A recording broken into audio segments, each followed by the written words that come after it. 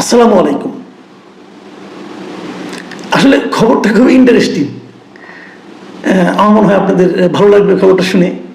সেটা হলো যে জানতে পারলাম যে নারায়ণগঞ্জ সিটি কর্পোরেশনের যিনি নতুন প্রশাসক নিয়োগ হয়েছেন, মানে মেয়র তো এখন নেই, সমস্ত মেয়র পদ সরকার এসে বাতিল করে দিয়েছে যে কেউ আর মেয়র থাকতে পারবে না, ওনারা প্রশাসক নিয়োগ করবেন। আচ্ছা, ভালো কথা। প্রশাসক নারায়ণগঞ্জ সিটি কর্পোরেশনের কে হয়েছেন? তার নামটা খুব ইম্পর্টেন্ট না। ইম্পর্টেন্ট না এই কারণে, তার চেয়েও তার একটা বড় পরিচয় আছে নামের চেয়েও। তিনি হচ্ছেন প্রেস সচিব শফিকুল আলমের ছোট ভাই। ভদ্রলোকের নাম ডক্টর আবু নসর মোহাম্মদ আবদুল্লাহ। ডক্টর যেহেতু বুঝতে পারছেন, পিএইচডি ডিগ্রি নেওয়া, লেখাপড়া করা লোক, এবং উনি সরকারের একজন যুগ্ম সচিব। এই যুগ্ম সচিব ওনাকে নারায়ণগঞ্জ সিটি কর্পোরেশনের প্রশাসক নিয়োগ করা হয়েছে। নারায়ণগঞ্জ সিটি কর্পোরেশনের প্রশাসক মানে উনি ভার্চুয়ালি মেয়রের দায়িত্বটা পালন করবেন। নারায়ণগঞ্জ সিটি কর্পোরেশনের মেয়রের পদটা কি? প্রতিমন্ত্রীর মর্যাদা। নারায়ণগঞ্জ সিটি কর্পোরেশনের মেয়রের মর্যাদা হলো প্রতিমন্ত্রীর সমান। এই প্রতিমন্ত্রীর সমান যে পদ, সেই পদে একজন যুগ্ম সচিবকে এই সরকার বসিয়েছে, এবং সেই যুগ্ম সচিব হচ্ছেন প্রেস সেক্রেটারি। উনি আবার সিনিয়র সচিব পদমর্যাদার। এই প্রেস সচিবের আপন ছোট ভাই। তো এটুকু শুনে কি মনে হয়? যে মনে হতে পারে আপনাদের যে এটার মধ্যে হয় কোনো ধরনের পক্ষপাতিত্ব হয়েছে, অথবা প্রেস সচিবের তদবির করে তার ভাইকে নিয়োগ দিয়েছেন, অথবা তদবির করেননি, যেহেতু উনি প্রেস সচিব খুব পাওয়ারফুল লোক, হয়তো ওই মন্ত্রণালয় দেখেছে ওনাকে নিয়োগ করলে পরে হয়তো প্রেস সচিবের আনুকূল্য পাওয়া যাবে, মন্ত্রণালয়ের দায়িত্বপ্রাপ্ত ব্যক্তিরা হয়তো ভেবেছেন। এটাও হতে পারে।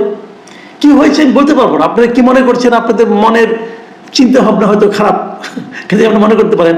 আসেন আমরা প্রেস সচিবের ব্যাখ্যাটা শুনি। প্রেস সচিব ব্যাখ্যা দিয়েছেন। উনি বলেছেন যে এই নিয়োগের পিছনে তিনি কোনো ধরনের প্রভাব খাটাননি। এবং উনি কি বলেছেন? উনি ওনার কথাটা হুবহু পড়ে শোনায়। উনি বলেছেন, নারায়ণগঞ্জ সিটি কর্পোরেশনের প্রশাসক হিসাবে আমাকে আমার ভাইকে নিয়োগ দেওয়ার জন্য অন্তর্বর্তী সরকারের কাছে কোনো ধরনের লবিং করিনি।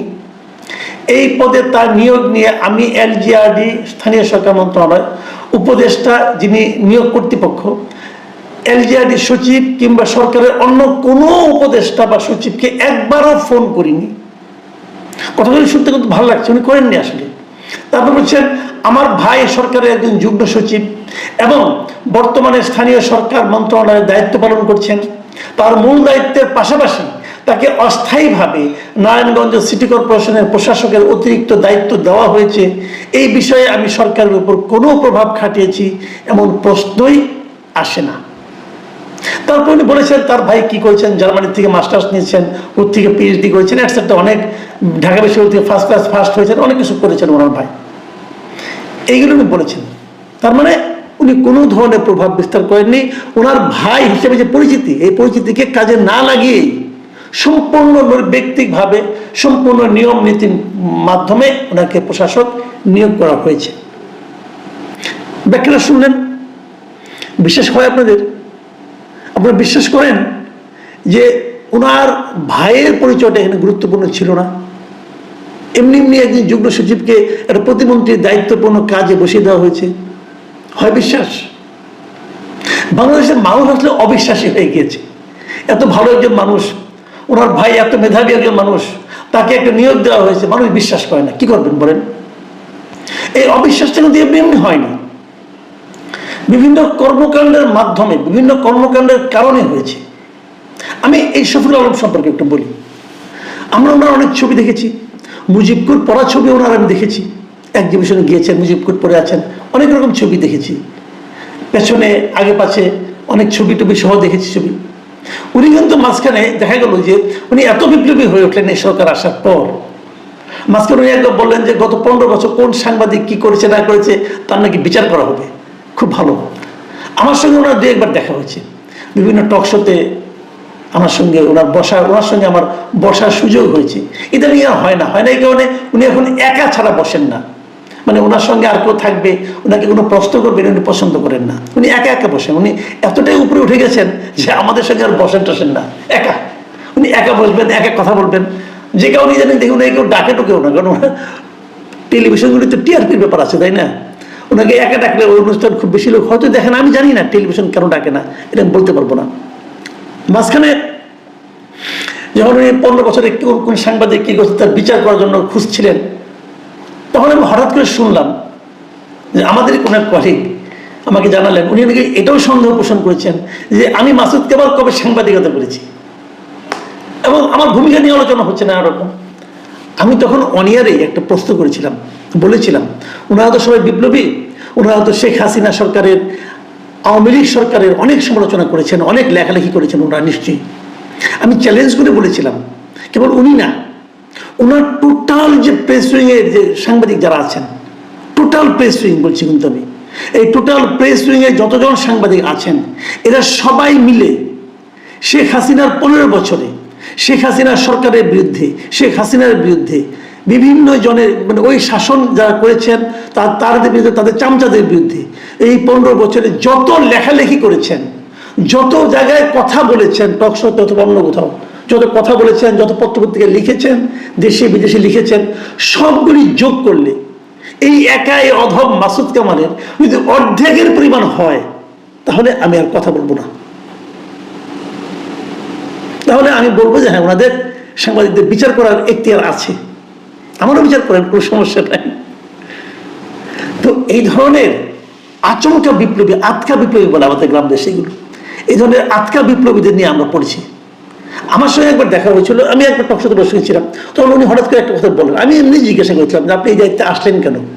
কারণ 6 মাস 1 বছর পরে তো এই দায়িত্বে আপনি যেখানে আগে যেখানে ছিলেন উনি এপিতে, উনি ভালো বেতন পেতেন, তো ওই বেতন রেখে আপনি কম বেতনের চাকরিতে আসলেন কেন? যদি বলে উনি দেশের জন্য কিছু করতে চান, ভালো, শুনে খুশি হলাম, আমিও খুশি। আমি ওনাকে মানে ওনার ব্যক্তিগতভাবে ওনার সঙ্গে যতবার আমার দেখা হয়েছে, আমি কিন্তু ওনার কথাবার্তায় ওনাকে পছন্দই করি বেসিক্যালি, কথাবার্তা খুব ভালো এবং আমার কাছে ওনাকে খুব সতী মনে হয়েছে সবসময়। এই সততার প্রসঙ্গে একবার উনি আমাকে এটাও বলেছিলেন যে উনি বলছেন যে ওনার ওয়াইফ নাকি অনেকে বলেছেন যে যাই করো লোকে যেন আমাকে চোরের বউ না বলে। আমি মুগ্ধ হয়ে গেছি আমরা শুনে। কিন্তু যে সমস্ত ঘটনা ঘটছে এটা দেখে কিন্তু আমার মুগ্ধতাটা থাকছে না। আমি মুগ্ধ হতে চাই, আমি প্রত্যেকটা মানুষ সম্পর্কেই মুগ্ধ হতে চাই, কিন্তু এগুলো শোনার পর আর থাকছে না। আরেকটা খবর পেলাম যে আইন মন্ত্রণালয়ের সচিব হিসেবে যিনি নিয়োগ পেয়েছেন মিস্টার লিয়াকত আলী মোল্লা, শোনা যায় উনিও নাকি প্রেস সচিবের খুবই ঘনিষ্ঠ। ঘনিষ্ঠ মানে কি, মাগুরার একই গ্রামের বাসিন্দা ওনারা, এবং এটাও বলা হয়ে থাকে যে হয়তো ওনার নিয়োগের ক্ষেত্রে ওনার কোনো ভূমিকা আছে কিনা। হয়তো উনি বলবেন না এখানেও কোনো নিয়োগের ভূমিকা নাই, এই সচিবও তার যোগ্যতা দিয়ে হয়েছে, এই সচিবও কোথা থেকে ডক্টরেট পিএইচডি করছেন জানি না আমি, হয়তো খুঁজলে পাওয়া যাবে, সবাই ভাই যোগ্য, কোনো অসুবিধা নাই।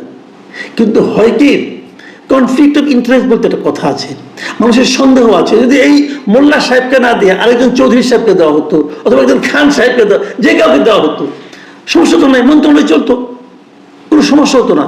কিন্তু এই প্রশ্নটা উঠতো না। যেখানে দেওয়া হয়েছে নারায়ণগঞ্জের প্রশাসক হিসাবে ওনার ভাই আবদুল্লাহ সাহেবকে, যদি ওনাকে না দিয়ে অন্য কাউকে দেওয়া হতো কোনো প্রবলেম হতো? সিটি কর্পোরেশন চলতো, কেউ তো নির্বাচিত না, সবাই তো এভাবে এসেছে, চলতো। কিন্তু ওনার এই বদনামটা হতো না। এই বদনামটা উনি নিচ্ছেন কেন? উনি বলবেন যে হ্যাঁ আমার ভাই হয়েছে তাই বলে কি তার সেই আমার কারণে তাই সেই সুযোগ থেকে বঞ্চিত হবে? হ্যাঁ হবে, হওয়া উচিত, হওয়া উচিত। কারণ আপনি একটু দায়িত্বে আছেন এবং আপনি এটা কোনো স্থায়ী নিয়োগ না, কিন্তু এই ফেব্রুয়ারি পরে আপনার নাই, আপনি তখন পাবলিক, লোকে কিন্তু আপনার দিকে আঙুল তুলে বলবে যে এই লোক দায়িত্ব যাই তার ভাইকে দিছে। আপনি যতই কান্নাকাটি করেন, যতই প্রমাণে না হাজির করেন, দেখেন ভাই আমার পরিচয় যায় নাই, সে তার যোগ্যতা দেখেছে, লোকে বিশ্বাস করবে না। আপনার উচিত ছিল বলা যে আমার ভাইকে ছাড়া আপনি যে কাউকে নিয়োগ দেন। এই জায়গাটাতেই থামতে হয়। একটা প্রবাদ আছে বাংলাদেশে, সেই প্রবাদটা কি জানেন? বাঙালি আসলে থামতে জানে না, যখন ক্ষমতা পেয়ে যায়, ক্ষমতা যখন প্রয়োগ করে থামতে জানে, কোথায় থামতে হবে এটা জানে না, আর এই সমস্ত অজুহাত দিতে থাকে। আপনি যেগুলো বলছেন হয়তো এইগুলি ভ্যালিড কারণ ভাই আমি মেনে নিচ্ছি, কিন্তু পাবলিককে বানাতে পারবেন? পারবেন না। যখন ক্ষমতা ছেড়ে দেবেন না, তখন লোকে আপনার আঙুল তুলবে আপনার দিকে। আমি আপনাকে পার্সোনালি পছন্দ করি, আপনি আমার সম্বন্ধে যেখানেই যাই বলুন না, কোনো সমস্যা নাই, আমি তাও পছন্দ করি। কারণ আপনার সন্দেহ করা না করায় আমার তেমন কিছু যায় আসে না, কারণ আমি তো ক্ষুদ্র মানুষ, আমি তো কোনো গুরুত্বপূর্ণ পদেও নেই, ইনশাল্লাহ কোনোদিন কোনো গুরুত্বপূর্ণ পদে, সরকারি কোনো পদে যাবও না, কাজে আমাকে নিয়ে এগুলোকে মাথায় ঘামাবে না, আমি একটা ক্ষুদ্র মানুষ। কিন্তু আপনি তো গুরুত্বপূর্ণ জায়গায় আছেন, আপনি ডান থেকে বাম দিকে তাকালে লোকে প্রশ্ন করবে বাম দিকে তাকালো কেন? যে কারণে আমার চেয়ে আপনাকে অনেক